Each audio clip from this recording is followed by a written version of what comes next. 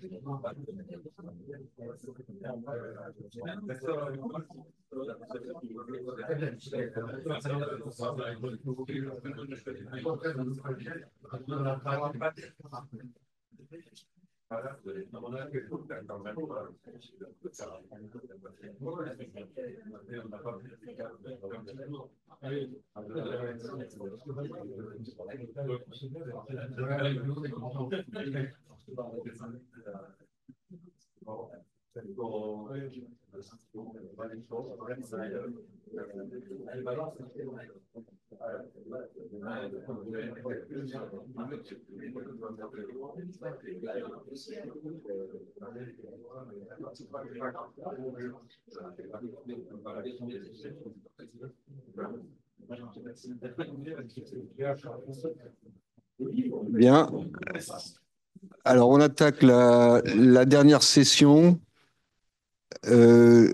Puisqu'on est dans le domaine de la recherche, je voulais vous dire que donc l'Académie de chirurgie a sorti ce matin un communiqué de presse, puisque Pascal Richman, past président de l'Académie, souhaitait qu'on diffuse sa communication, puisque l'embargo a été levé hier de sa publication dans le European Journal of Urology.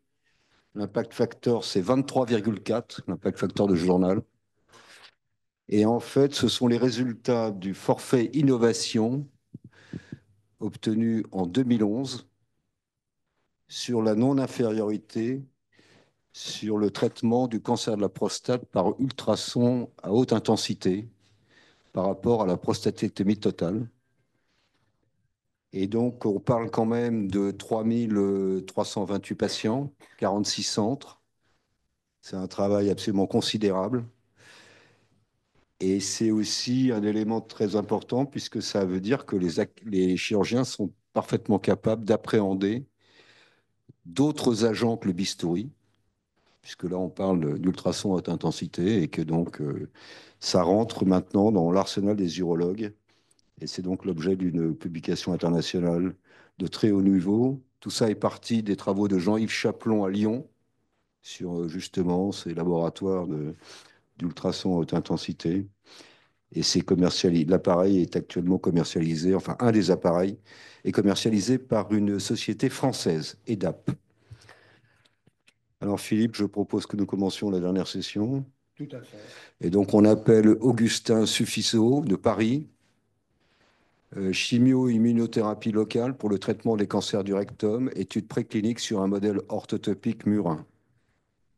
Bonjour à tous et à tous. Je remercie l'Académie de chirurgie de me permettre de présenter mon travail de Master 2 que j'ai effectué cette année sous la direction du docteur Robert Malafosse de l'équipe d'Ambroise Paré et au sein du laboratoire de l'UTCBS. Alors, je commence brièvement à vous parler de l'épidémiologie du cancer colorectal, qui est le quatrième cancer au niveau mondial en termes d'incidence, qui représente près de 50 000 nouveaux cas en France par an. Et parmi ces cancers colorectaux, le cancer du rectum spécifiquement représente un tiers de la totalité. Le cancer du rectum localisé, on va parler de son traitement qui repose sur la classification TNM et sur l'emplacement de la tumeur au sein du mésorectum. Ce traitement, il repose sur la chirurgie, pour l'instant du moins, plus ou moins associé au traitement néoadjuvant à partir de radiothérapie et de chimio-radiothérapie. Cette stratégie de traitement, elle évolue progressivement et constamment ces dernières années avec des nouvelles stratégies qui visent une approche plus personnalisée pour chaque patient et qui visent à réduire l'invasivité des traitements néoadjuvants. On peut parler de la stratégie de préservation d'organes qui vise à optimiser le traitement néoadjuvant avant et d'éviter la chirurgie. Et on peut également parler de la stratégie de désescalade thérapeutique qui est notamment menée par l'essai français NORAD, qui vise à utiliser uniquement de la chimiothérapie sans utilisation de radiothérapie avant chirurgie pour éviter les effets indésirables liés aux rayons. La clé de ces deux stratégies, c'est l'augmentation du taux de réponse complète au traitement néoadjuvant. C'est ce que visent tous les nouveaux traitements qui sont mis en œuvre. On peut se poser la question, dans cet arsenal thérapeutique, de la place de l'immunothérapie. On sait que l'immunothérapie, c'est une vraie révolution en oncologie et le cancer du rectum également. Les inhibiteurs des checkpoints, notamment, ont montré une efficacité remarquable pour les tumeurs MSI, où aujourd'hui, même en situation métastatique, on peut se permettre de ne pas opérer les malades. Mais ces tumeurs MSI, elles représentent moins de 10% de l'ensemble des cancers du rectum. Alors, au-delà de ces classifications de tumeurs MSI, MSS, on peut voir les tumeurs, les distinguer en tumeurs froides, insensibles à l'immunothérapie, et les tumeurs chaudes avec un important infiltrat lymphocytaire et qui deviennent sensibles à l'immunothérapie.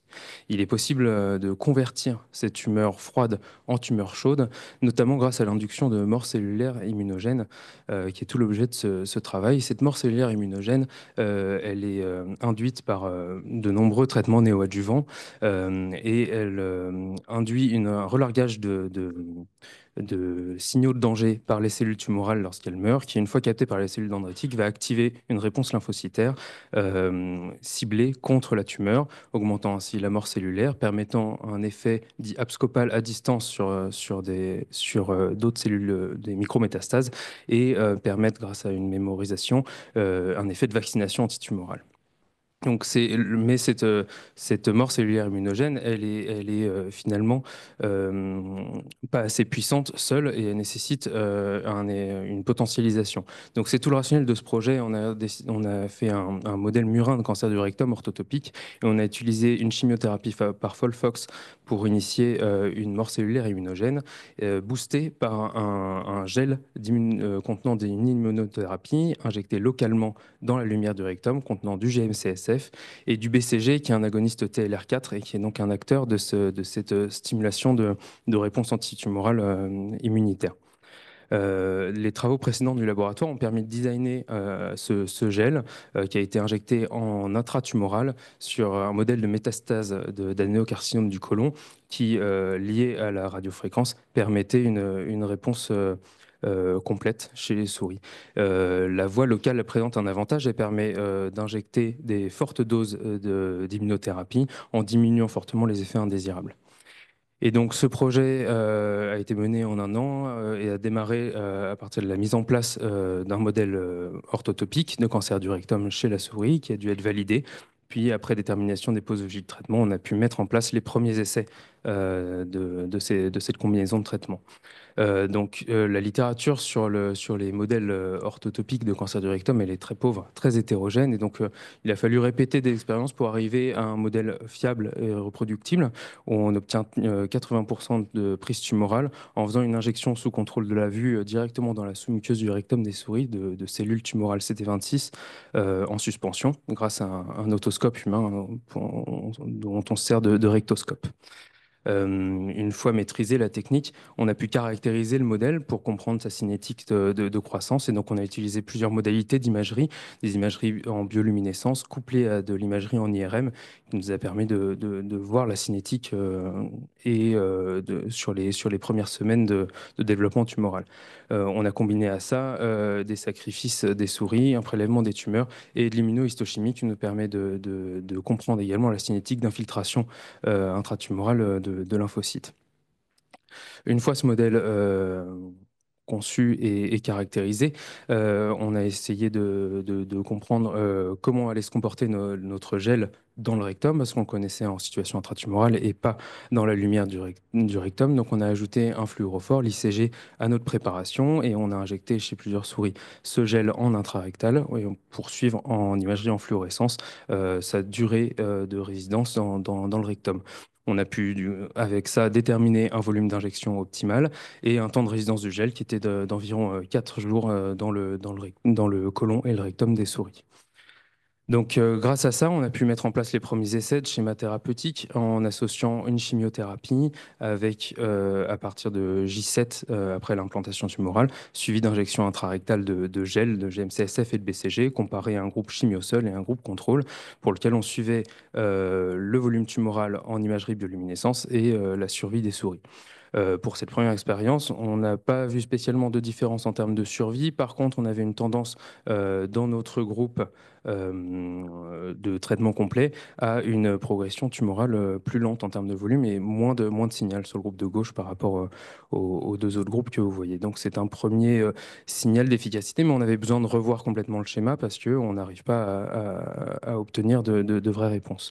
Donc on a essayé ensuite de multiplier les injections de gel intrarectal en variant à chaque fois les combinaisons de chimiothérapie. Ce qu'il en est sorti, c'est qu'en faisant une chimiothérapie plus forte en un seul cycle et en combinant 3 injections de gel, c'est le groupe bleu, on obtenait une réponse assez satisfaisante comparée au groupe contrôle, où on obtenait même jusqu'à 25% de réponse complète. C'est un premier signe qui reste insuffisant. Il faut revoir un peu le schéma quand même, parce que sur l'évaluation du volume, on a quand même un volume qui évolue en dents de scie. Donc, on se dit qu'on pourrait rapprocher un peu ces injections et pour pouvoir avoir une efficacité plus importante, mais on a quand même des premiers signes de réponse. De plus, quand on regarde les courbes de survie, on avait des médianes de survie qui étaient significativement différentes. Entre le groupe contrôle, on avait 18 jours de survie chez nos souris, et le groupe traitement complet, on obtenait 33 jours de médiane de survie. Ça, c'est les premiers résultats. Pour l'instant, on en est là. Il faut qu'on continue un petit peu tout ça. Malgré tout, il nous reste des questions en suspens. On n'a pas d'évaluation in vitro de la pénétration transmuqueuse de nos principes actifs. On a des signes d'efficacité, donc probablement que ça fonctionne, mais ça nécessiterait quand même dans un futur qu'on comprenne pharmacologiquement comment ça se passe. Également, on sait que le Folfox est inducteur de mort cellulaire immunogène, moins probablement que d'autres types de traitements, et ça nécessiterait également des évaluations in vitro en combinaison nos cellules tumorales pour être sûr de l'importance de cette induction de mort cellulaire. Le modèle est un modèle murin, donc présente des limites. De plus, ce sont des tumeurs qui sont sous-muqueuses et non muqueuses, comme le cancer du rectum. Malgré tout, les premiers signes d'efficacité semblent nous dire qu'on peut continuer dans cette voie. Donc, à la suite de ce travail, on a donc obtenu un modèle orthotopique qui est reproductible, bien caractérisé, et un schéma thérapeutique qui est encore imparfait pour le moment, mais qui représente des premiers signes d'efficacité. Le futur, c'est d'optimiser ce schéma thérapeutique, de faire la preuve de la stimulation immunitaire avec de l'immunohistochimie, et puis à terme, de rechallenger les souris survivantes et éventuellement de faire des modèles métastatiques pour objectiver la vaccination antitumorale et puis l'effet à distance sur les micrométastases. Je vous remercie de votre attention.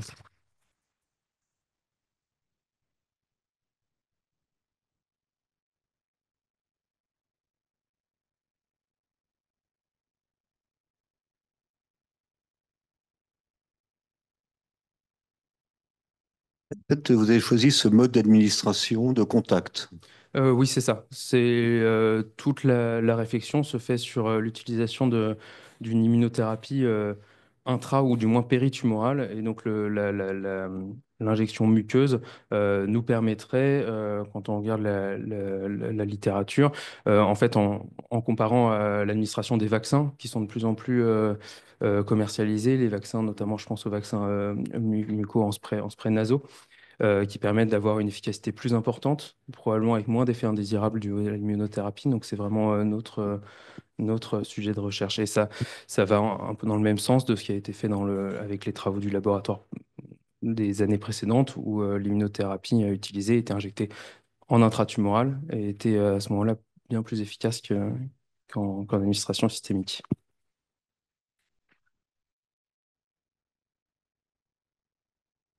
Pas de...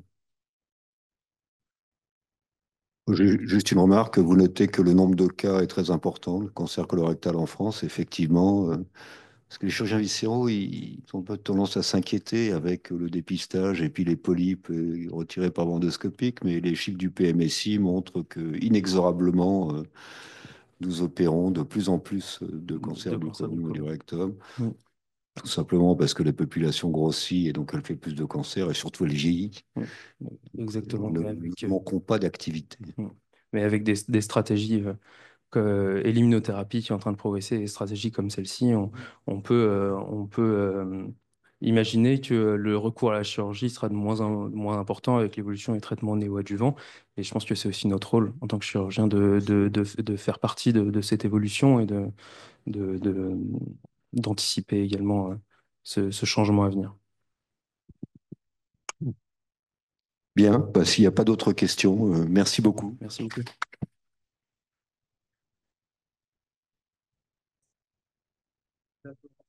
Aline Badina.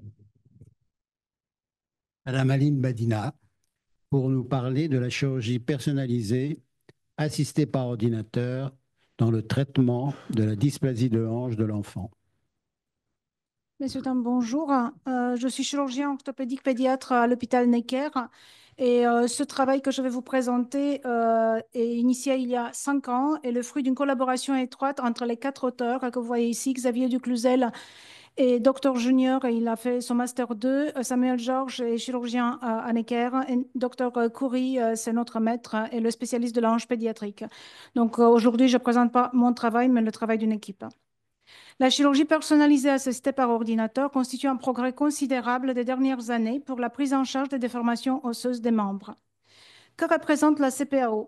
Partant des images scanners, elle permet une analyse précise des déformations en 3 dimensions, suivie de la planification et la correction chirurgicale, le choix du meilleur moyen d'ostéosynthèse avec la taille des implants et la simulation du résultat final.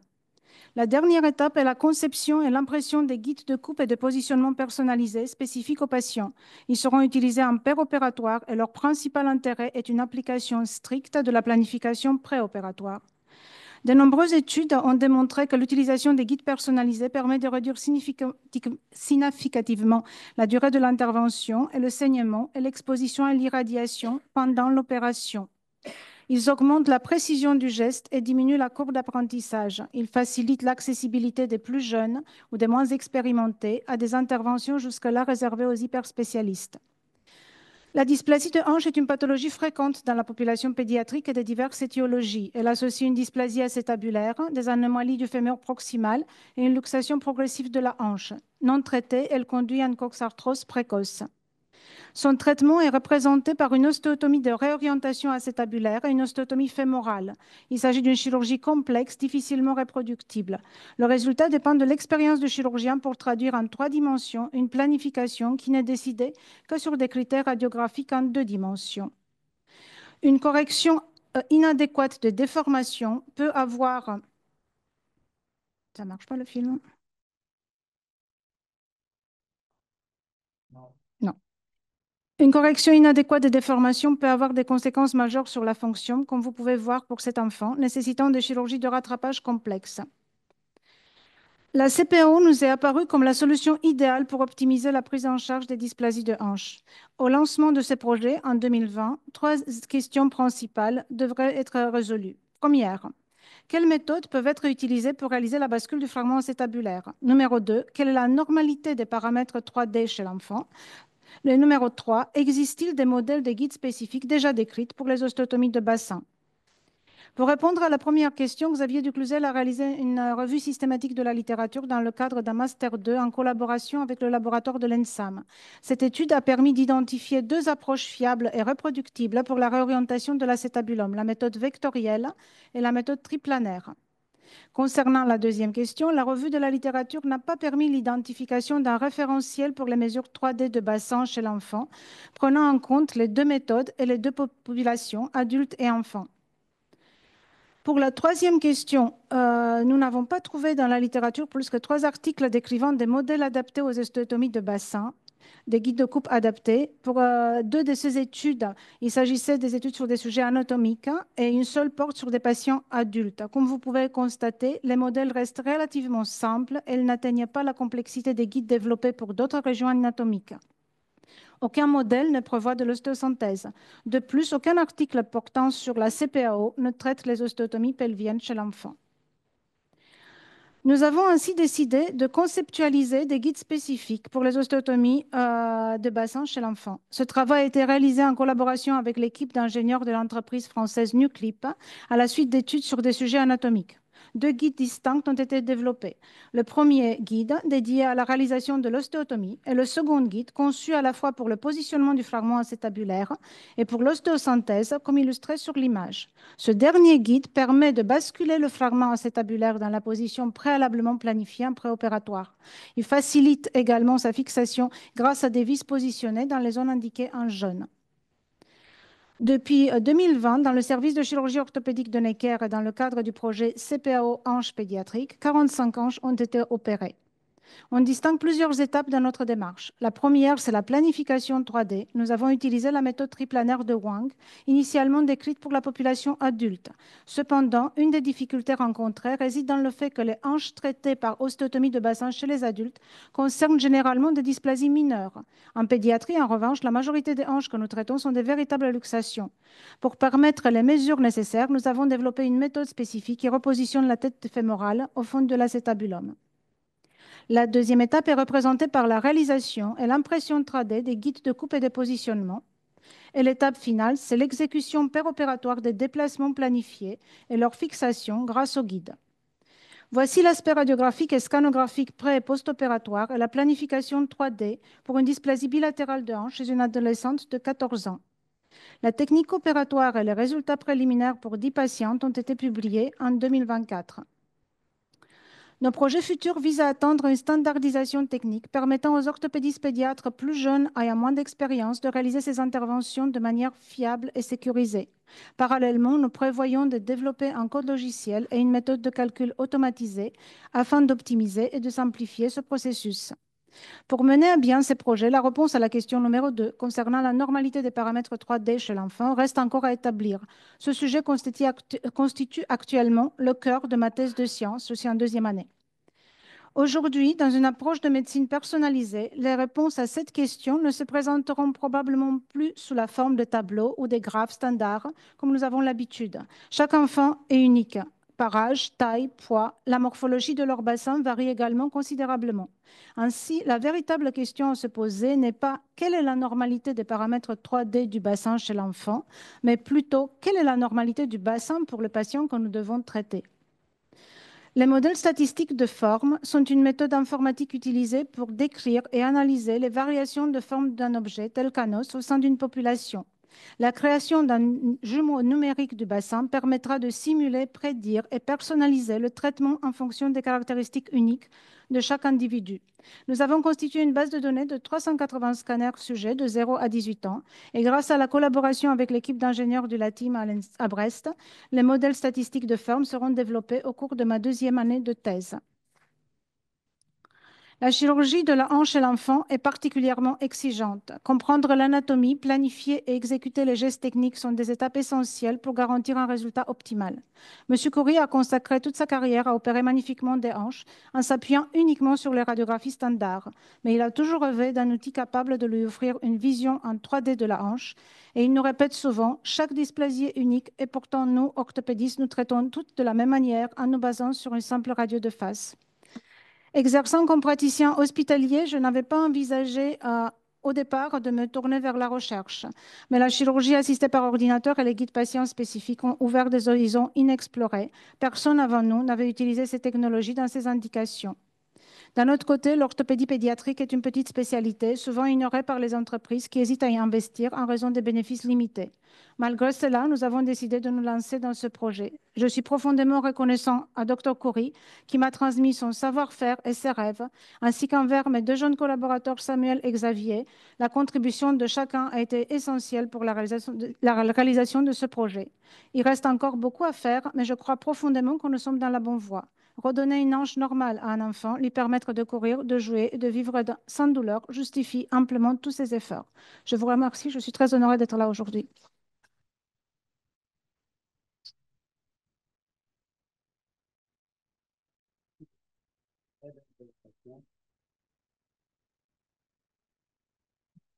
Ou des remarques. Oui.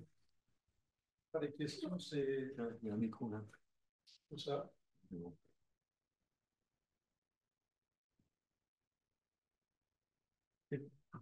C'est pas une question, c'est à la fois une remarque et surtout de vous féliciter énormément parce que je crois que voilà, vous rentrez dans l'ère nouvelle de l'orthopédie, hein. Je veux dire, vous êtes exactement dans cette euh, voilà, vous avez fait le passage, hein, une partie du passage. En ce qui concerne ces ostéotomies, il y a un travail pour l'adulte, hein, ça a été fait pour le bassin et surtout. Je crois qu'un des progrès les plus importants dans ce type-là, c'était sur les fractures complexes du bassin pour lesquelles on pouvait refaire, enfin, prévoir de nouvelles ostéotomies pour recaler l'ensemble et faire le.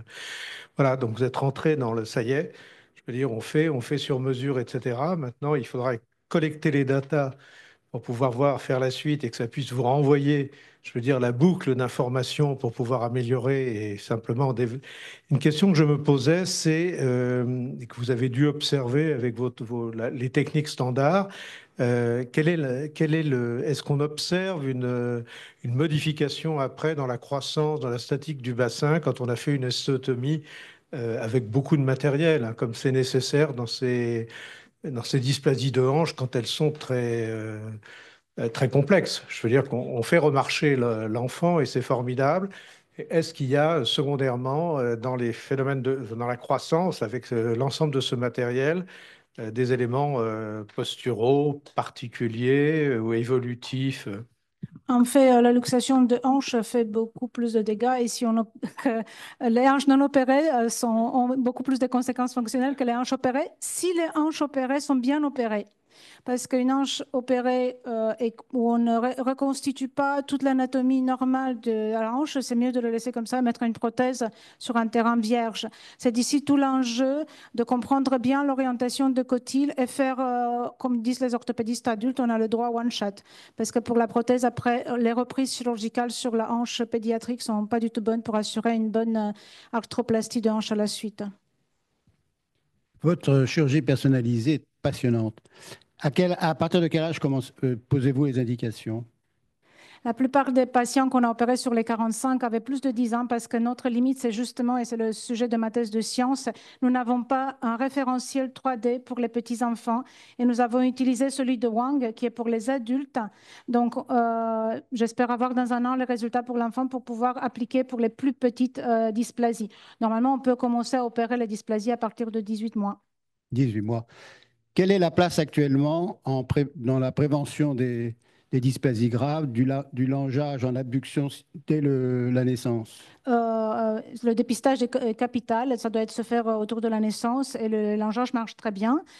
Ça remet la hanche, le flatté du fémur dans l'acétabulum, mais c'est pas rare que ça persiste une dysplasie cotyloïdienne qu'on doit traiter plus tard, après 6-7 ans.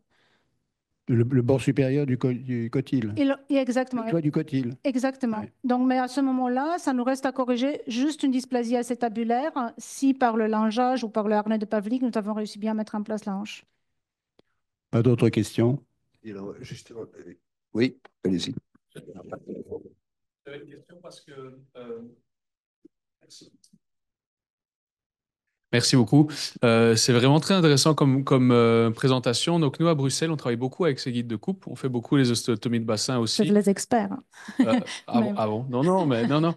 En pédiatrie les premiers qui vont utiliser ça. Oui, et en oncologie aussi. Oui. En Belgique, on a des petits. Le vrai souci qu'on a, j'aurais bien aimé avoir votre avis dessus, c'est par qui on fait imprimer. Donc, est-ce que vous avez travaillé avec une seule firme? Est-ce que vous avez des contrats? Est-ce que c'est un contrat de recherche? Ou est-ce que vous faites tout vous-même? Initialement, on a travaillé avec les Belges, justement, mais ça coûtait trop cher.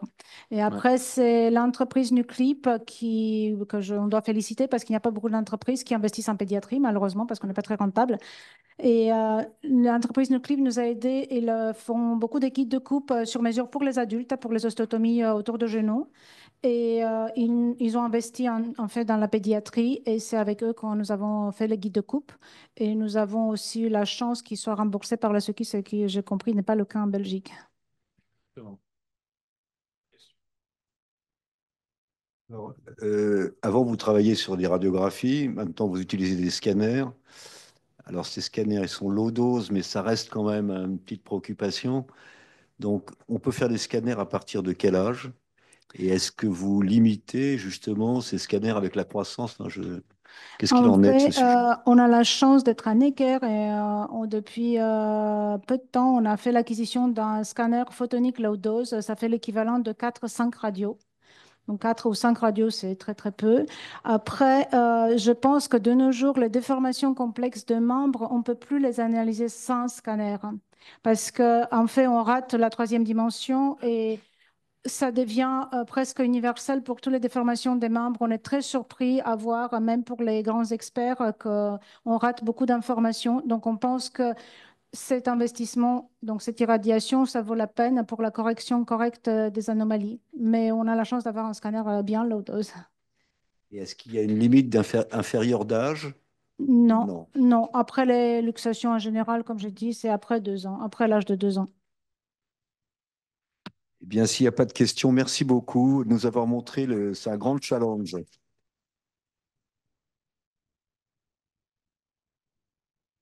Alors, nous appelons Louis L'Enfant de Paris, segmentation prostatique en échographie, développement de critères de qualité et réflexion sur la vérité de terrain pour une IA plus performante.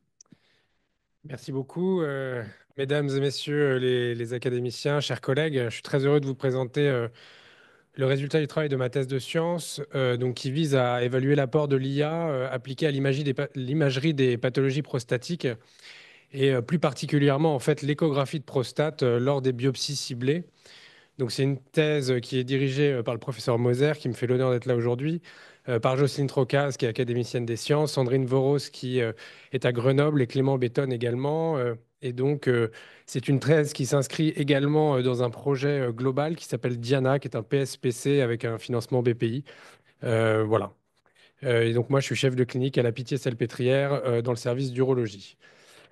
Un petit historique pour des biopsies de prostate, pour ceux qui ne connaissent pas le sujet. Pendant à peu près une centaine d'années, on a réalisé les biopsies de prostate de manière un petit peu aléatoire afin d'échantillonner la glande prostatique et d'essayer de trouver du cancer quand le PSA, par exemple, était un peu élevé.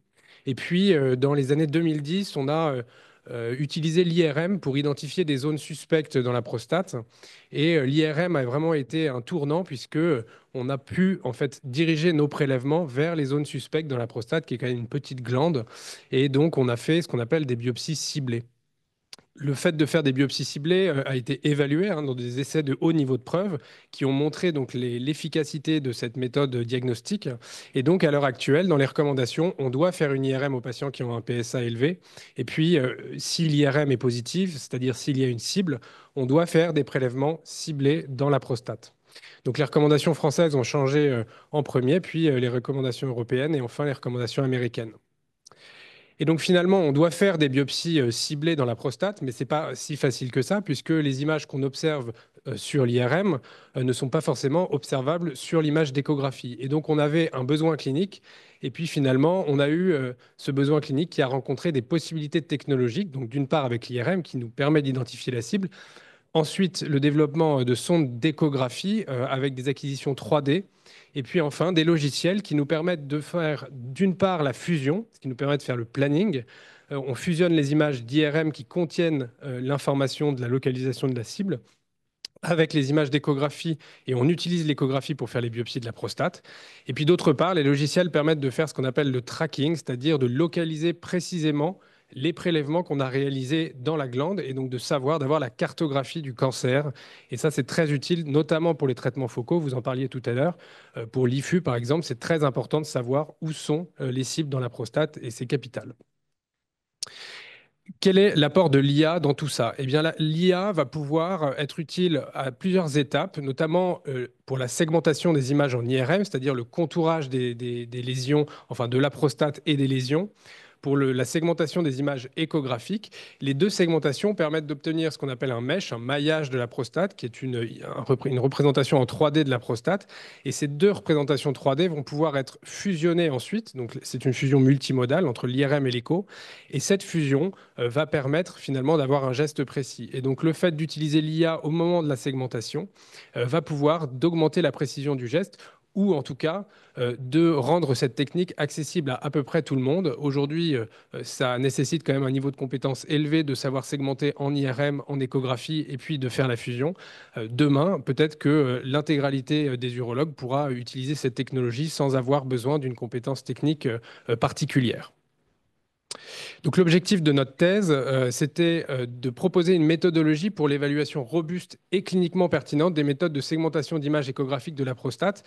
Pourquoi est-ce qu'on s'est positionné un petit peu en amont finalement du développement de l'algorithme? Eh bien, c'est parce qu'on s'est rendu compte que dans la recherche à l'heure actuelle, finalement, les méthodes d'IA en IRM existent et sont déjà utilisées. Par contre, en échographie, il y a des publications, mais à chaque fois, ces publications se reposent sur une vérité terrain qui est considérée comme faible, puisque c'est un opérateur, un expert qui va avoir segmenté la prostate, et on n'a pas vraiment de critères qualité pour évaluer l'IA en elle-même, pour savoir si c'est une IA qui produit un résultat qui est satisfaisant ou non.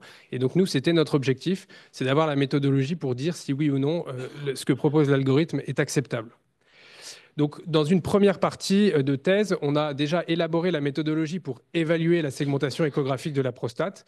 Et donc, ça nécessitait de définir des critères cliniques pertinents pour la qualité de la segmentation, de définir la courbe d'apprentissage de la biopsie et de la segmentation, ce qui n'avait jamais été fait avant de manière fiable, et puis de définir l'impact clinique de la segmentation sur le résultat des biopsies ciblées.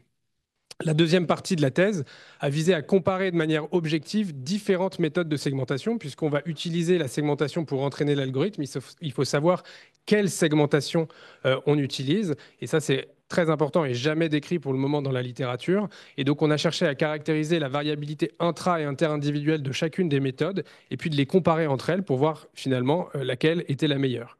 Dans la partie 3 de la thèse qui est encore en cours, eh bien, on évaluera l'impact du choix de la vérité terrain sur les modalités d'entraînement des algorithmes et du coup sur les performances globales de l'IA.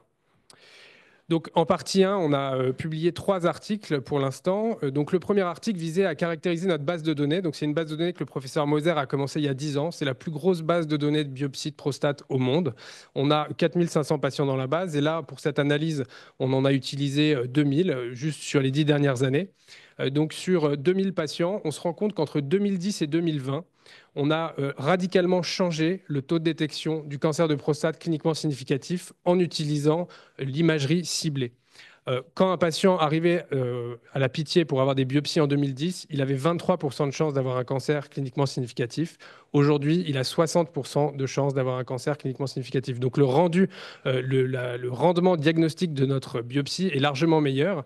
Et c'est parce qu'en fait, on sélectionne mieux les malades qu'on va biopsier et puis qu'on est beaucoup plus précis lors de la biopsie. Donc on diagnostique plus de cancers significatifs, mais également moins de cancers non significatifs. Et c'est très important puisque quand on diagnostique un cancer non significatif, c'est-à-dire un grade 6 ou ISUP 1 maintenant, eh bien, on diminue le risque de surtraitement. Donc, on est beaucoup plus précis déjà avec la méthode des biopsies ciblées. La deuxième étude qu'on a faite, qui a été publiée dans le British Journal, c'était de caractériser la learning curve de la biopsie ciblée et plus particulièrement de la segmentation échographique. Donc pareil, on a utilisé 1700 malades. Et donc ce qu'on voit sur la gauche, c'est que déjà le temps global de la procédure de biopsie est de 13 minutes. Le temps global pour la segmentation échographique est de 4,5 minutes. Donc c'est une partie non négligeable du geste. Celui d'entourer la prostate en échographie prend du temps et l'IA pourra permettre, dans un futur proche, j'espère, de réduire finalement le temps passé à faire nos biopsies. On voit que les opérateurs, donc on avait 14 opérateurs qui avaient réalisé plus de 50 biopsies dans cette base de données, et on voit qu'ils avaient un résultat qui devenait reproductible en matière de temps au bout de 40 à 50 cas à peu près pour ce qui était des temps passés à réaliser la procédure. C'est des temps qui étaient enregistrés par la machine, hein, donc c'est quelque chose d'assez fiable. Pour ce qui est du taux de détection de cancer, sur la droite, on voit pareil que l'opérateur obtient des résultats fiables et reproductibles à partir de 40 à 50 cas. Et donc, on a caractérisé cette learning curve de cette manière-là. La troisième partie de la première, finalement, le troisième papier qu'on a publié, c'était le critère qualité de la segmentation. Et c'est un papier fondamental puisque ça n'existait pas avant. Quand, à l'heure actuelle, vous faites votre biopsie de prostate et que vous segmentez votre image, vous n'êtes pas capable de dire si c'est une bonne ou une mauvaise segmentation. Et donc, nous, on a fait ce travail justement pour essayer de savoir ça. Puisque si la segmentation est mauvaise, vous avez un risque d'avoir une fusion qui va être de moins bonne qualité et donc d'avoir un geste qui n'est pas précis. Donc, on a extrait tous les mèches de prostate, donc les maillages, en IRM et en écho. Et puis, on a simplement calculé en fait la différence de volume entre les deux méthodes, donc les mèches IRM et les mèches écho, qu'on a appelées SVD. Donc, c'est une différence relative de volume. Et ce qu'on a trouvé, c'est qu'en fait, quand on avait un SVD, donc une différence de volume supérieure à 10%, on avait un risque significatif de ne pas détecter un cancer de prostate cliniquement significatif. Donc, on peut donner à l'heure actuelle une recommandation forte de dire aux urologues ou aux radiologues, quand vous faites une biopsie, il faut que vos volumes de mèches soient très comparables, très proches, moins de 10% de différence relative. Bien, ça nous amène à notre deuxième partie, qui était la caractérisation de la variabilité inter- et intra-opérateur entre les méthodes de segmentation pour savoir celles qu'on allait utiliser finalement pour entraîner l'IA. Et donc, la problématique vraiment qu'on a à l'heure actuelle, je vous l'ai déjà dit, c'est de savoir quelle vérité terrain on utilise. Parce qu'en pratique courante, on utilise des méthodes semi-auto pour aller vite. Mais en fait, les recommandations actuelles en matière d'IA nous demandent d'utiliser plutôt des segmentations manuelles pour entraîner les algorithmes. Et donc, l'objectif qu'on avait, c'était de comparer la méthode de segmentation manuelle versus semi-auto, et puis d'étudier ensuite les variabilités inter et intra de chaque méthode. Donc pour ça, on a utilisé 100 imageries de prostate 3 dimensions qu'on avait dans notre base. Et puis on a demandé à 4 opérateurs, que je remercie d'ailleurs, puisque ça prend du temps, de segmenter ces prostates en manuel et en semi-auto. Donc la segmentation manuelle, c'est simplement de positionner des points sur le contour, sur chacune des coupes, ce qui est très fastidieux. La segmentation automatique, on utilise l'outil qu'on a à l'heure actuelle en pratique clinique, qui va nous aider et qui va proposer un contour qu'on affine au fur et à mesure. Pour la segmentation manuelle, on a dû reconstruire ensuite les mèches et on a utilisé 2 méthodes différentes pour voir si, donc c'est ce que vous voyez ici, on a utilisé 2 méthodes différentes pour voir si la méthode de reconstruction du mèche avait une influence sur le résultat final. Donc, on a caractérisé la variabilité interindividuelle de la segmentation manuelle. On a fait la même chose pour la segmentation semi-automatique. Puis ensuite, on a comparé les segmentations entre elles, enfin les 2 méthodes de segmentation entre elles. Donc déjà, ce qu'on voit, c'est que quand on segmente de manière manuelle, on positionne beaucoup plus de points qu'en semi-automatique. On s'y attendait, mais il fallait le montrer. Et donc, on sait que la segmentation semi-auto va être beaucoup plus rapide. La deuxième chose, c'est qu'on a caractérisé donc la variabilité inter-individuelle par paire de la segmentation manuelle. Donc pour chaque point positionné par un des experts, on a comparé le contour reconstruit d'un autre expert et on voit qu'on a des ASD qui sont à 1,5 quand on utilise la méthode Soft SSM et à 2,6 quand on utilise la méthode manuelle. Donc on voit déjà que la méthode qu'on utilise pour reconstruire le mesh a une grosse influence et que finalement, on avait des valeurs d'ASD qui étaient assez basses. Donc l'ASD, encore une fois, c'est la distance entre un point et le contour le plus proche de l'autre opérateur. 1,5 mm, c'est assez peu. On a calculé la même chose pour donc la variabilité interindividuelle par paire pour la segmentation semi-automatique. Et donc là, on a encore une fois des ASD autour de 1,4, donc assez bas. Et puis, alors je ne peux plus passer ma diapo. Merci. Donc, une variabilité interindividuelle qui est assez basse en semi-auto. Mais ce qui est intéressant, c'est que je vous ramène du coup à la publication du SVD. On voit qu'il y a une très forte corrélation entre l'ASD et la différence de volume entre 2 opérateurs. Et donc, en fait, on fait la jonction entre le SVD, où on avait montré qu'il y avait un impact clinique fort sur le taux de détection du cancer, et l'ASD. Et donc, on voit que finalement, pour avoir une segmentation qui soit qualifiée de correcte, il faudrait avoir des ASD en dessous de 1,35 pour correspondre à un SVD de moins de 10%, et du coup essayer de limiter les erreurs de segmentation finalement. Pour la variabilité interindividuelle, on a pu également calculer le DICE qui était à 90%, ce qui est un très très bon résultat, et les outliers avec le Hausdorff qui était à 5 mm. Et donc finalement, la variabilité interindividuelle de la segmentation semi-automatique est très faible par rapport, en tout cas est très faible par rapport à la segmentation manuelle. On a ensuite comparé les 2 types de segmentation, les 2 méthodes. Et encore une fois, lorsqu'on compare le manuel au semi-auto, on a des résultats qui sont corrects, 1,40 mm d'ASD. Et donc, c'était très satisfaisant pour la segmentation semi-automatique. On a ensuite regardé la densité de répartition des points lorsqu'on fait une segmentation manuelle par rapport à une semi-auto. Donc on voit que les opérateurs, donc ça c'est une prostate, vous avez l'apex à droite et la base à gauche, on voit que les opérateurs vont avoir tendance à moins segmenter, à positionner moins de points à l'apex et à la base. Et donc ça nous montre la densité de répartition des points lorsqu'on fait une segmentation manuelle, et on a ensuite finalement regarder les ASD en fonction de la localisation des points. Et on voit qu'en fait, les points qui sont positionnés à la base ou à l'apex ont une grande variabilité entre les différents types de segmentation. Et donc, les erreurs viennent probablement de ces endroits-là. Et donc, on va être capable de dire spécifiquement à nos algorithmes d'IA que dans ces zones-là, il va falloir être particulièrement attentif puisque les erreurs de segmentation sont souvent à cet endroit-là. Donc la conclusion de la partie 2, c'est que la méthode semi-automatique elle a moins de variabilité intra et inter. L'influence de la méthode de création du contour quand on utilise une segmentation manuelle est vraiment très importante. Et donc ça nous pousse à finalement moins utiliser la segmentation manuelle quand on veut entraîner un algorithme, ou en tout cas à décrire la méthode qu'on utilise pour créer le contour. Et donc on conclut de cette deuxième partie qu'on pourrait utiliser des méthodes semi-automatiques comme vérité terrain pour entraîner les algorithmes d'IA. Le travail en cours, c'est donc la partie IA pure, d'évaluer l'impact du choix de la vérité terrain sur les modalités d'entraînement et pour évaluer aussi les performances globales en fonction de cette modalité. Et donc en conclusion, les biopsies ciblées ont un impact très important puisqu'on diagnostique plus de cancers significatifs, moins de cancers non significatifs. La courbe d'apprentissage, c'est 40 à 50 cas avec un temps de segmentation de 4,5 minutes. L'IA permettra de réduire ça. Le critère qualité de la segmentation, c'est le SVD inférieur à 10%, et ça, c'est absolument nécessaire, et ça sera utilisé pour caractériser les algorithmes. Et puis, la méthode de création du contour a un impact, et donc pousse à moins utiliser la segmentation manuelle. La méthode semi-auto est adaptée et fiable pour entraîner les algorithmes, puisqu'elle a une précision qui est comparable aux méthodes manuelles. La variabilité interindividuelle est faible et puis on passe moins de temps à segmenter. Donc, on va avoir des bases de données qui vont être plus importantes pour entraîner nos algorithmes de manière plus fiable. Je vous remercie de votre attention.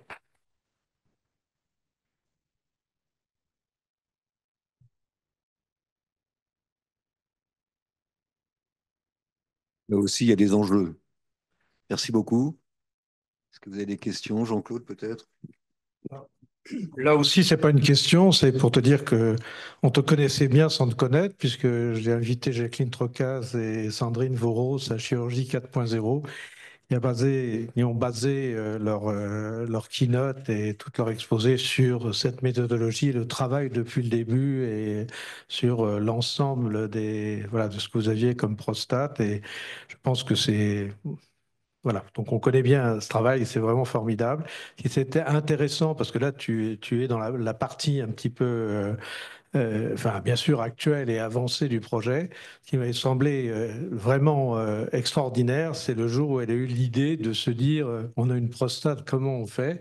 Elle a une formule mathématique en disant je fais un modèle et à partir de ce modèle, je veux dire, on a pu construire absolument tout ce qui se produit maintenant, puisque c'est la base mathématique sur laquelle repose l'ensemble de la construction voilà, de tout ce qui fait la fusion, effectivement, et après le travail ciblé et voilà, et ta thèse actuelle.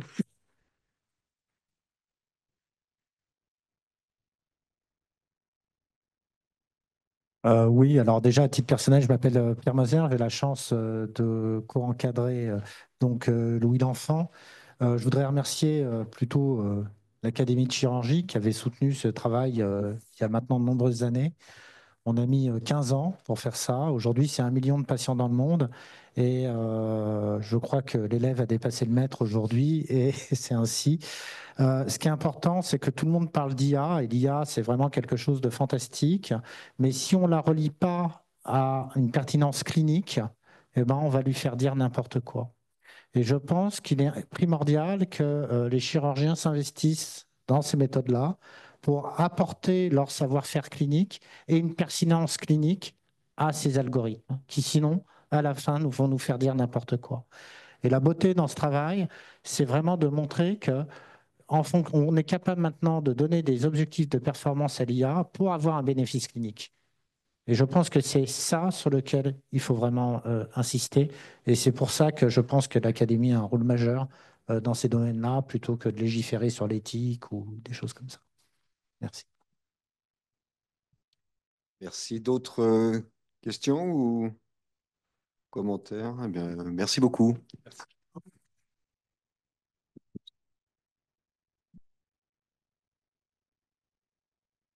Alors, j'appelle maintenant Christian Mouawad de Paris, qui va nous parler d'une étude sur un modèle animal d'un thermogel associé à la mitomycine C pour la prévention des carcinoses péritonéales. Bonjour à tous. Donc, je vais vous présenter notre étude sur un modèle animal d'un thermogel associé à la mitomycine. Merci. Pour la prévention des carcinoses péritonéales. Donc, c'est un travail que j'ai fait dans le cadre de mon mémoire de Master 2 en sciences chirurgicales sous la direction du professeur Pocard. Donc, pour commencer, parmi les facteurs de risque de développer une carcinose péritonéale après résection de l'adénocarcinome colorectal, on peut citer une carcinose limitée synchrone et réséquée lors de l'exérèse de la tumeur primitive, la présence de métastases ovariennes et une perforation tumorale. Donc, au cours d'un acte chirurgical, le chirurgien peut être confronté à la découverte d'une situation à risque majeur de survenue ultérieure d'une carcinose péritonéale, alors que l'imagerie préopératoire était rassurante. D'où, en fait, l'idée était de créer un outil qui soit mis à disposition pour n'importe quel chirurgien dans n'importe quel bloc opératoire au monde. Et cet outil, en fait, a comme but donc, la prévention de la carcinose péritonéale, donc c'est à but prophylactique. C'est sous la forme d'un thermogel, qui est donc une association de poloxamère. C'est un liquide qui se gélifie à température intracorporelle et qui a la capacité de délivrer un médicament anticancéreux. Donc, la première étape qui a été réalisée au sein de notre labo a été faite en 2021. Cette étude était donc sur un modèle murin et ça a prouvé l'efficacité antitumorale in vivo du thermogel chargé en oxaliplatine et 5-FU. La deuxième étape qui a été donc réalisée en 2022 était sur un modèle porcin. Donc, on avait divisé donc les cochons en deux sous-groupes. Un sous-groupe qui a reçu le thermogel oxaliplatine, donc le complexe thermogel oxaliplatine en intrapéritonéal, et un groupe qui a reçu juste le thermogel seul. Cette étude donc, a pu valider la fonction de drug carrier du thermogel. Ça a prouvé que le gel seul ne semble pas favoriser l'incidence des fistules anastomotiques, mais par contre, son association avec l'oxaliplatine semble favoriser leur incidence. D'où en fait les questions, est-ce qu'on change la dose ou est-ce qu'on remplace par la mitomycine C? Donc, ce qui a tranché notre question, c'était plutôt donc une étude qui a été publiée en 2023 par une équipe espagnole. C'est une étude qui a évalué donc la CHIP, donc la chimiothérapie hyperthermique intrapéritonéale, à base de mitomycine à but prophylactique pour des tumeurs du côlon localement avancées. Donc, c'était un essai clinique randomisé de phase 3. Cette étude a pu conclure en fait un bénéfice en termes de rechute loco-régionale pour les patients qui ont reçu la CHIP à base de mitomycine avec un suivi de 3 ans.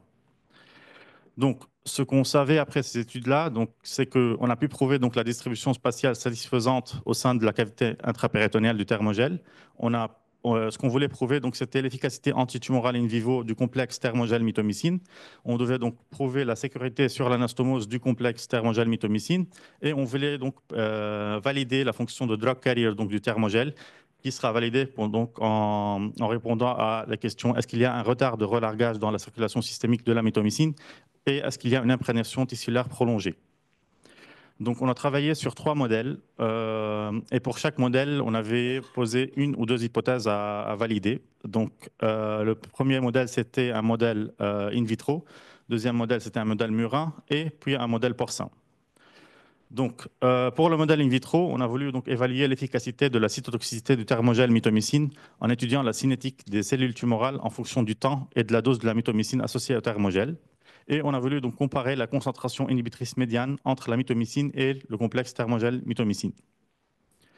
Pour le modèle murin, donc, on a voulu confirmer qu'une exposition prolongée des viscères au thermogel ne provoque pas d'adhérence diffuse. Et pour cela, donc, on a injecté en intrapéritonéal du thermogel chez 15 souris, qu'on a sacrifié alors de 5 souris à J20, J42 et J63. Et à chaque étape, donc, on avait fait des biopsies multiviscérales.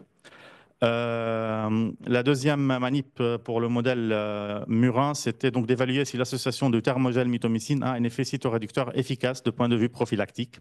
Et pour cela, donc, on a induit une carcinose péritonéale chez 25 souris par une injection de cellules de CT26 en intrapéritonéal. 10 souris ont reçu le complexe gel-mitomycine, 5 souris ont reçu la mitomycine seule, 5 souris ont reçu du thermogel seul et 5 souris faisaient partie du groupe contrôle. Et puis après, à J10, on a sacrifié la totalité des souris et on a fait donc des petites laparotomies avec mesure de l'index de carcinose péritonéale ou bien le score PCI. Donc, pour le modèle porcin, on avait deux sous-groupes. Le premier sous-groupe, donc, qui était donc, de 2 cochons, c'était le sous-groupe par célioscopie. On a voulu donc, étudier la pharmacodynamique de la mitomycine C après administration du thermogel mitomycine dans le péritoine en mesurant les doses sériques et tissulaires. Donc, 2 cochons ont reçu par voie célioscopique l'administration de 50 cc de thermogel avec 20 mg de mitomycine. À H3, donc, ils ont eu donc, une célioscopie exploratrice avec des biopsies péritonéales. Et à J0, on avait fait des prélèvements sanguins pour doser la mitomycine dans le sang de H0 à H6. À J1 et J2, ces deux cochons ont reçu une célioscopie pour faire donc, des biopsies péritonéales et un prélèvement sanguin et un prélèvement de gel. Et à J4, donc, ils étaient supposés être sacrifiés avec donc, des laparotomies et des biopsies multiviscérales. Pour le deuxième sous-groupe donc, du modèle porcin, c'était un sous-groupe par laparotomie qui était donc également de cochons. Donc, on a voulu étudier si le thermogel mitomycine augmente le risque de fistule pour des anastomoses digestives. On a voulu donc étudier l'absorption plasmatique et tissulaire de la mitomycine et faire des analyses histologiques pour des prélèvements multiviscérales. Et donc à J0, donc, les deux cochons ont eu des laparotomies. On a fait 3 sutures gréliques et 2 sutures coliques. Et puis après, on a mis 50 cc de thermogel avec 20 mg de mitomycine. À J9, le premier cochon a été sacrifié. Donc, on avait fait donc, des biopsies multi-organes. Et de même pour le deuxième cochon à J15, qui a été donc également sacrifié avec donc aussi des biopsies multi-organes. Donc, comme résultat, pour le modèle in vitro, on a trouvé qu'une exposition prolongée des cellules cancéreuses à la mitomycine potentialise l'effet cytotoxique de la mitomycine, même avec une faible dose. Donc, sur le graphe, là, on peut voir que même avec une faible dose de 0,187 micromol, à J5, on arrivait à une cytotoxicité qui était statistiquement significative, chose qui n'était pas le cas à J1 et J2.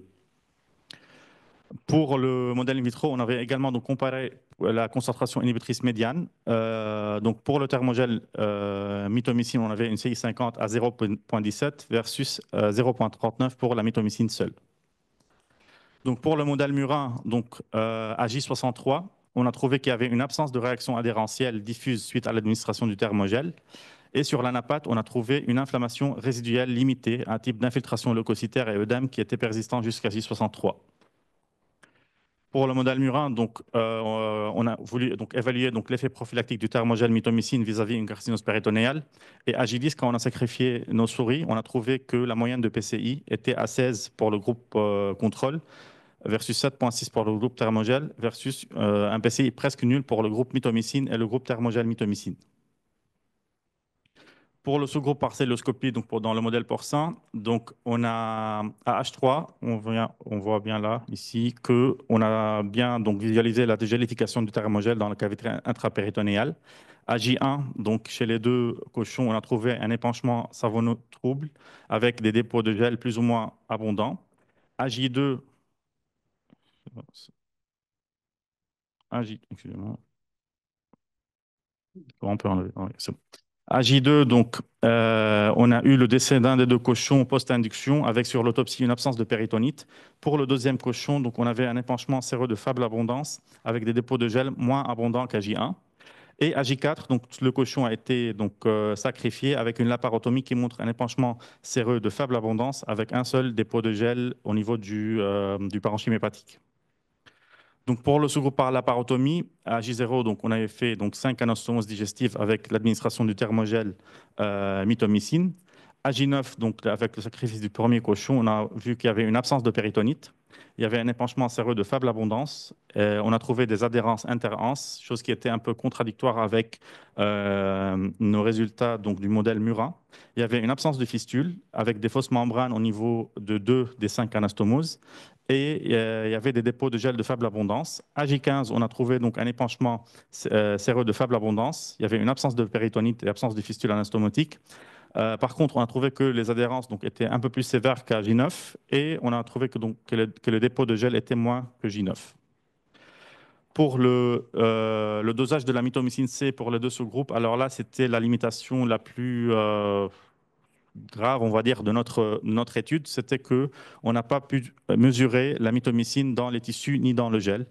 Du coup, on s'est posé la question, est-ce que c'est un défaut technique? Est-ce que le gel il est très hydrophile? Est-ce que la mitomycine s'est intégrée en intracellulaire?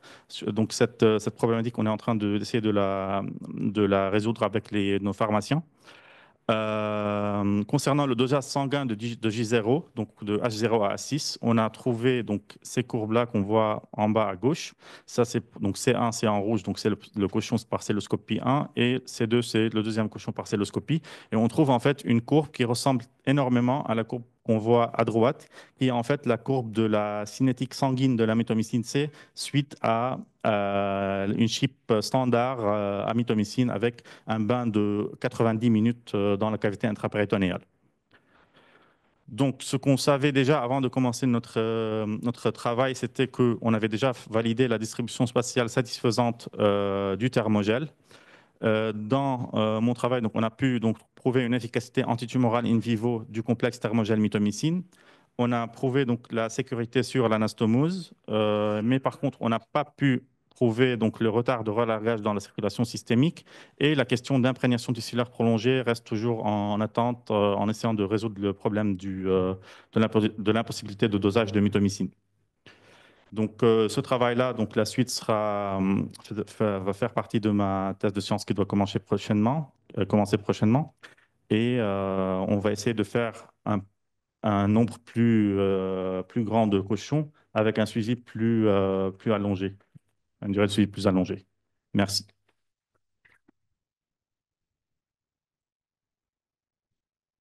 Merci beaucoup de cette belle présentation. Est-ce que vous avez des questions ou des remarques? Oui.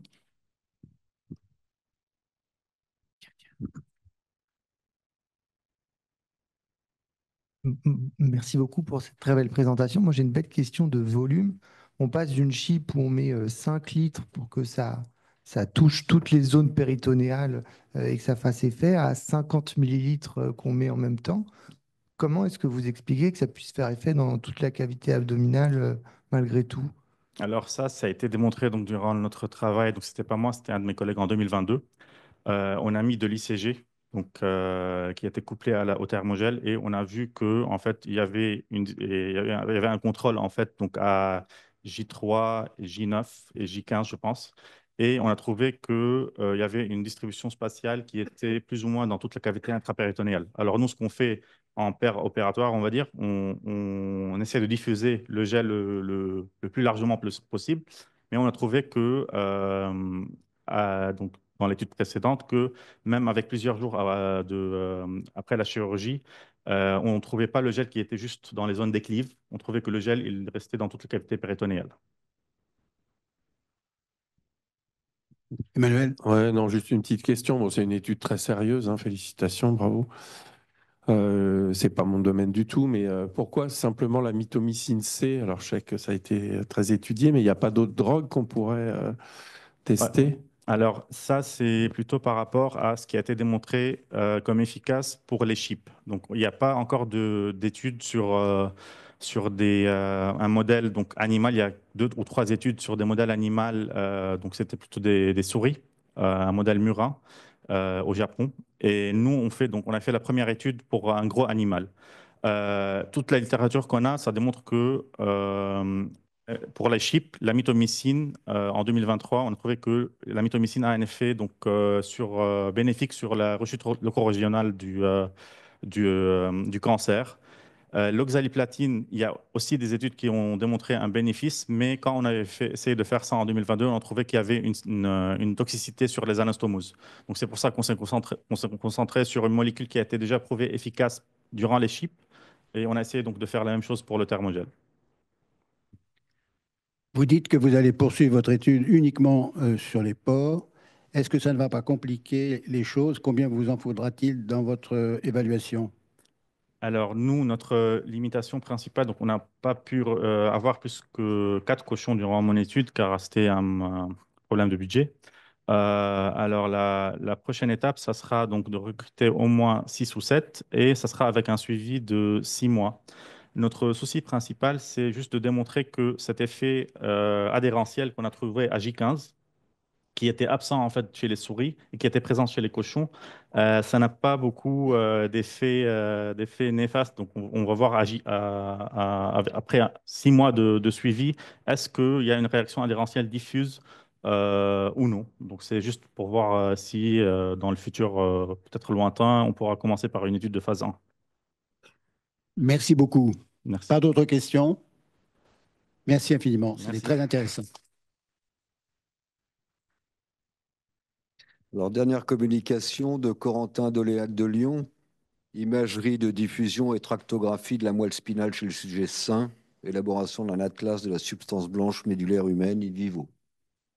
Merci beaucoup, chers membres de l'Académie nationale de chirurgie. Je suis heureux d'être présent aujourd'hui avec vous afin de vous présenter mon travail de thèse de science et qui a consisté en l'élaboration d'un atlas de la substance blanche médulaire humaine in vivo et de vous présenter également les intérêts pour la chirurgie de la moelle spinale.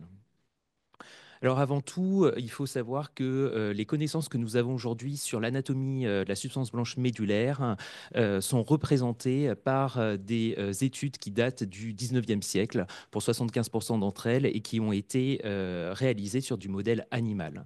Pour les 25% restantes, ce sont des études qui sont un petit peu plus récentes, qui datent du 20e siècle et qui sont des études post-mortem, donc histologiques. Mais vous comprenez bien du coup que ce que nous pensons connaître de l'anatomie médulaire humaine, ce sont des travaux qui sont pas représentatifs de celle-ci, car ils sont basés sur des modèles animaux et il existe une variabilité interespèce très importante. Et puis pour les études qui ont été faites d'un point de vue histologique, eh ben, on sait très bien que la dégradation de la myéline en post-mortem biaise les résultats de ces études. Je vous ai mis 3 représentations schématiques de la moelle spinale qui ont tous une vocation pédagogique. Et vous voyez que dans ces 3 schémas, l'anatomie de la substance blanche médulaire est très différente des uns des autres, que ce soit en termes de localisation des faisceaux ou en termes de volume des faisceaux. Par ailleurs, la description de l'anatomie de la substance blanche médulaire n'avait jamais été décrite chez l'homme in vivo. Nos objectifs étaient donc de pouvoir différencier les différents faisceaux spinaux les uns des autres, afin de créer un atlas de la substance blanche médulaire humaine in vivo et de retranscrire toute cette méthodologie chez les patients souffrant de pathologies médulaires. Le plan méthodologique est le suivant. Tout d'abord, nous réalisions une acquisition de DTI, de diffusion, de tenseurs de diffusion. Et là, notre objectif était de pouvoir définir les meilleurs paramètres d'acquisition afin d'obtenir un rendu tractographique de haute qualité. Dans un second temps, nous réalisions les corrections des artefacts sur les images natives afin que le rendu tractographique soit en corrélation avec la véracité anatomique de la moelle, c'est-à-dire en termes de volume ou en termes de fibres. Puis enfin, nous définissions la microarchitecture médulaire afin de définir, par exemple, grâce à des métriques radiologiques bien précises telles que la FA ou la diffusivité axiale ou radiale, l'intégrité structurale de la moelle spinale, sa myélinisation et sa densité axonale. Enfin, via un protocole de tractographie qui était fait de manière automatique, sans mise à main de la main humaine, eh bien, nous obtenions une tractographie. Et vous voyez par exemple que sur cette image, eh bien, la différenciation des faisceaux spinaux n'est pas possible. Du coup, nous avons défini des régions d'intérêt à l'étage encéphalique parce que nous ne voulions pas partir des a priori des connaissances médulaires que nous avions et justement des études qui mettaient ces biais sur l'anatomie humaine. Par conséquent, nous avons défini des régions d'intérêt spécifiques à chaque faisceau de projection et donc à chaque faisceau spinaux selon une ligne qui est la ligne des commissures antérieures et postérieures, la ligne ACPC, qui est la ligne la plus utilisée en référentiel de stéréotaxie ou de radiologie. Et puis enfin et surtout, nous avons réalisé ce qu'on appelle un processus de stitching, c'est-à-dire un processus de fusion dans le jargon radiologique, où nous fusionnions des images qui étaient celles d'une séquence de diffusion cérébrale à celle d'une séquence de diffusion médulaire, afin de former en quelque sorte une méga séquence de diffusion crâne-moelle. Et tout ça pour avoir une continuité des fibres du cortex cérébral jusqu'à la moelle spinale. Alors, à partir de là, on pouvait évidemment définir un atlas de la moelle spinale, mais à l'échelle individuelle. Et notre objectif, c'était d'aller encore plus loin et de pouvoir représenter un atlas de la moelle spinale qui était représentatif d'une population de sujets sains. Et donc, du coup, on a fusionné toutes les IRM de diffusion de notre population, soit 50 sujets, afin d'obtenir un atlas représentatif de la population générale. Enfin, je vous montrerai quelques applications à la chirurgie. Alors voici les régions d'intérêt, par exemple, que nous avons positionnées pour le faisceau corticospinal au niveau de la pyramide bulbaire, et on obtient donc un faisceau pyramidal qui va du cortex prémoteur, moteur et somesthésique jusqu'à la moelle spinale. Et quand on met en superposition de manière automatique une imagerie anatomique, eh bien on peut localiser précisément les fibres corticospinales dans le cordon latéral de la moelle spinale. De manière identique pour le faisceau rubrospinal, où on a segmenté la partie magnocellulaire du noyau rouge, car c'est là que naissent les fibres rubrospinales, c'est-à-dire la portion la plus médiocaudale du noyau rouge, et on observe un faisceau rubrospinal qui décuse directement après sa sortie du noyau rouge et qui est dans le cordon latéral de la moelle spinale. Pour les fibres spinothalamiques, on a défini le pédoncule cérébelleux supérieur pour les fibres spinocérébelleuses ventrales, alors que pour les fibres spinocérébelleuses dorsales, le pédoncule cérébelleux inférieur était cartographié et on obtenait une localisation des fibres dans les portions dorsales des cordons latéraux. Enfin, pour les fibres sensitives, eh bien, on cartographiait, on dessinait les noyaux de gracile et cunéiformes au niveau du miel encéphale qu'on retrouve ici en IRM, et on obtenait des fibres dans le cordon dorsal. Petite subtilité pour le faisceau spinothalamique, on dessinait le noyau ventropostéro-latéral du thalamus et on excluait avec une région d'évitement les fibres cordonales postérieures, parce qu'on sait très bien qu'au niveau du VPL du thalamus, les fibres cordonales postérieures et spinothalamiques se rejoignent, et pour avoir que les fibres spinothalamiques, il fallait faire cette région d'évitement. Alors là, je vous ai présenté des résultats, encore une fois, à l'échelle individuelle. Et lorsqu'on fusionnait tous les résultats de tous les patients de notre cohorte, eh bien, on obtenait des résultats beaucoup plus lissés afin de normaliser notre atlas. Ces résultats, ils sont schématisés sur ce schéma. Et pour les faisceaux moteurs, on avait le faisceau corticospinal qui était représenté dans la partie médiale du cordon latéral, avec en partie également sur la corne ventrale. Tout ça parce que eh bien, les motoneurones se projettent directement dans les lames 7, 8 et 9 de Rexed. Le faisceau rubrospinal était dans la partie médiale du cordon latéral et était de manière systématique superposé aux fibres corticospinales. Enfin, le faisceau réticulospinal était dans la corne ventrale. Pour les fibres sensitives, les fibres cordonales postérieures étaient systématiquement dans le cordon dorsal, et les fibres spinocérébelleuses se chevauchaient les unes entre elles et étaient présentes dans la portion dorsale du cordon latéral, mais également dans la portion dorsolatérale du cordon dorsal.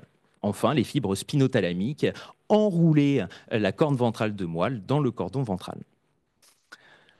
Alors tout ça, évidemment, c'est également des publications qu'on a fait pour l'adaptation à nos patients et servir le chirurgien et, in fine, améliorer nos conditions chirurgicales pour adapter cet atlas à ce qu'on pourrait comment s'en servir dans la vraie vie. Et le modèle le plus opportun, c'est la tumeur intramédulaire.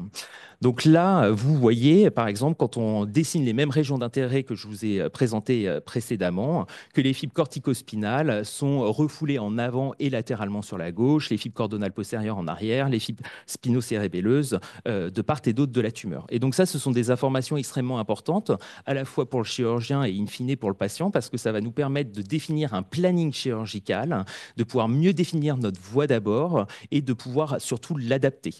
Et puis enfin, ça nous permet, comme je vous l'ai expliqué tout à l'heure, de calculer des métriques radiologiques sur l'intégrité des fibres, sur leur myélinisation, et puis de savoir si ces fibres étaient plus démyélinisées ou s'il y avait plus de perte axonale, et au final de pouvoir évaluer des facteurs pronostiques en termes de récupération.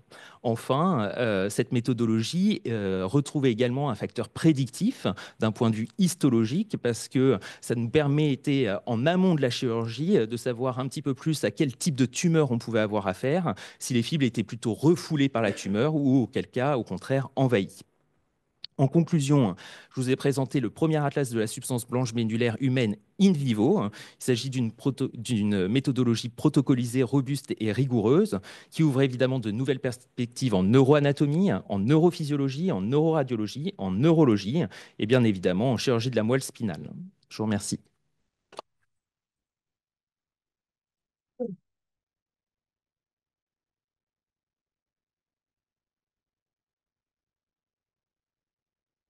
C'est des images magnifiques, hein, comme toujours en anatomie. Merci.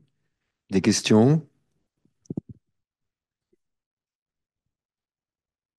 L'Atlas, est-ce que l'Atlas est diffusé sur une plateforme pour une utilisation collective comme... Non, pas encore, parce que l'Atlas est actuellement en soumission. Alors, sans être indiscret, vous êtes anatomiste, vous êtes neurologue, vous êtes neurochirurgien. Neurochirurgien et je ne suis pas anatomiste. Est-ce que vous pensez que cet atlas peut servir dans l'étude des traumatisés cervicales?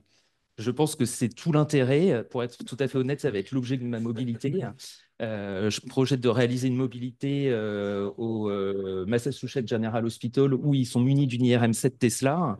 Et l'objectif, ça serait d'appliquer cette méthodologie à des gens qui ont une spinal cord injury et de voir en fonction aussi des travaux qui ont été réalisés par les Suisses, Jocelyne Bloch et Grégoire Courtine, la remise ou les potentialités en tous les cas de motricité après une thérapeutique de stimulation médulaire.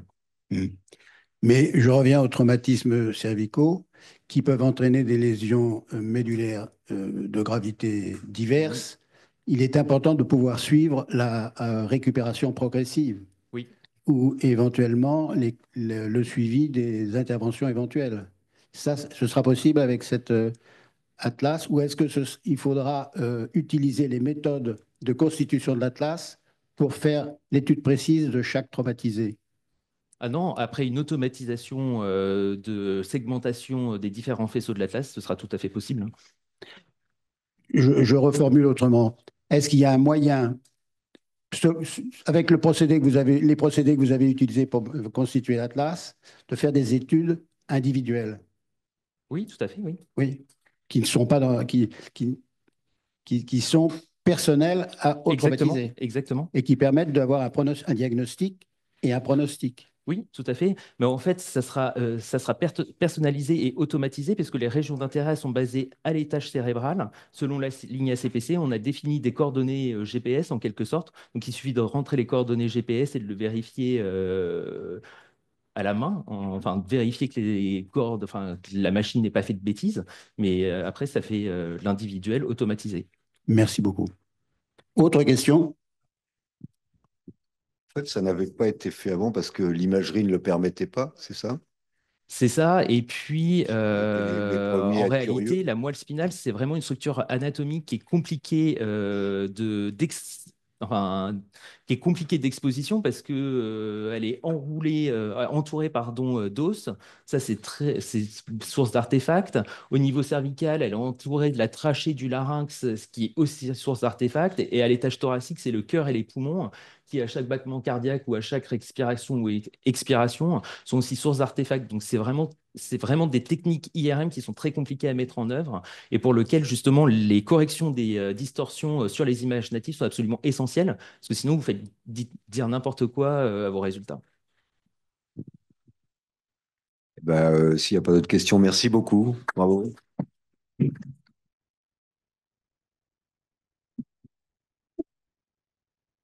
Alors donc, je vais donner la parole à Emmanuel Martineau, donc qui a, on va dire quoi, dirigé cette journée, organisé cette journée.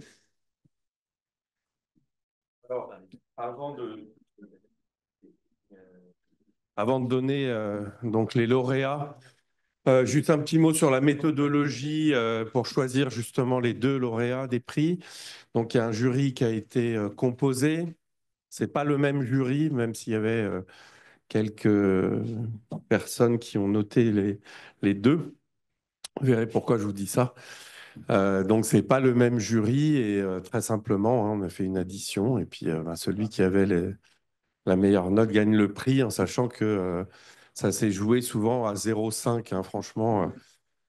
Donc aujourd'hui a été quand même une très très belle journée, très intense. Je crois que tout le monde est d'accord, aussi bien ce matin que cet après-midi. Il faut que ça se perpétue. Alors comme je vais reprendre, et je remercie encore professeur Franco pour donc l'année prochaine, je vais essayer de revenir un peu vers les plus jeunes et essayer par spécialité, mais aussi par CHU, finalement d'apporter un message pour qu'il y ait de plus en plus de monde, même si ces prix commencent à être connus, je pense qu'on peut encore diffuser encore plus pour qu'il y ait plus de monde par CHU et par spécialité.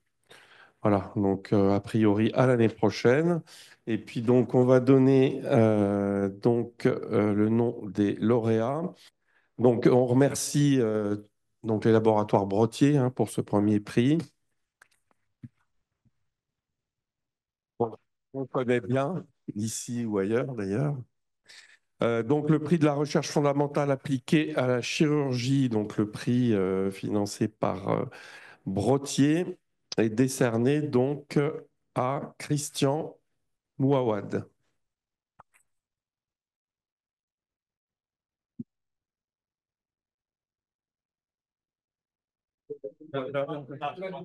Donc, pour ceux qui ont déjà oublié la présentation qui a eu lieu il y a quelques minutes, mais on est tous un peu fatigués, c'était l'étude sur un modèle animal d'un thermogel associé à la mitomycine C pour la prévention des carcinoses péritonéales. Donc, félicitations. Donc, je tiens à remercier tout le monde, les membres du jury, toutes les personnes présentes, les académiciens. Alors, c'est un immense honneur, donc, imprévisible.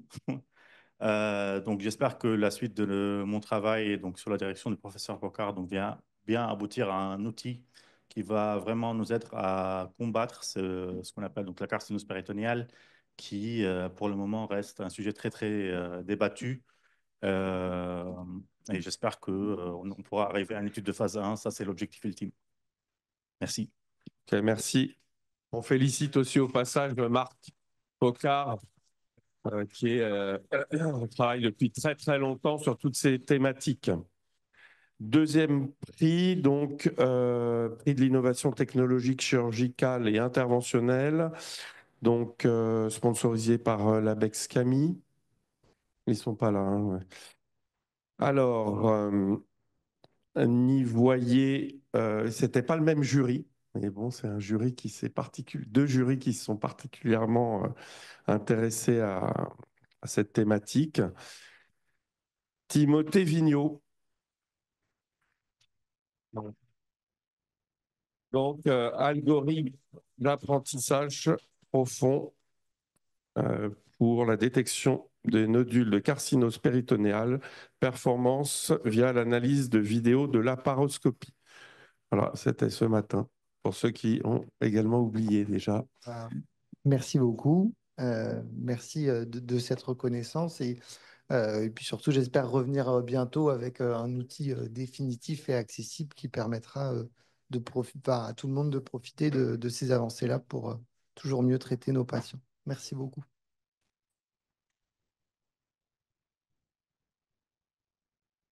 C'est vrai que cette année, la carcinose péritonéale était très tendance. C'est comme ça, cette année. Il y a eu des années où c'était les chirurgiens thoraciques, d'autres années, c'était les neurochirurgiens. Bah, cette année, il y a d'autres les ORL. Voilà. Il y a d'ailleurs eu d'autres travaux sur la carcinose qui n'ont pas été primés. Il y avait que 2 prix. Alors, en publication, présentation sur la carcinose devrait venir là. Hein. Alors, je voudrais dire aux lauréats, donc, ils sont attendus, parce que, bon, ça y est, vous êtes lauréats, mais ce n'est pas fini. Vous êtes attendus donc le 18 décembre prochain à la séance solennelle pour recevoir votre médaille, votre diplôme et votre chèque. Voilà. Et l'histoire ne se termine pas là puisque vous serez membre des jurys de l'an prochain. Voilà. Je jugerai vos collègues.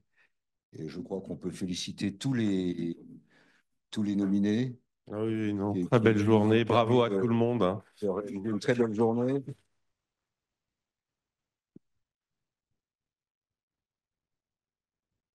Je peux montrer que quand même la recherche est très riche. Enfin, peut-être pas riche, c'est peut-être pas le mot, mais dynamique. Dynamique. Voilà, merci à tout le monde. Hein.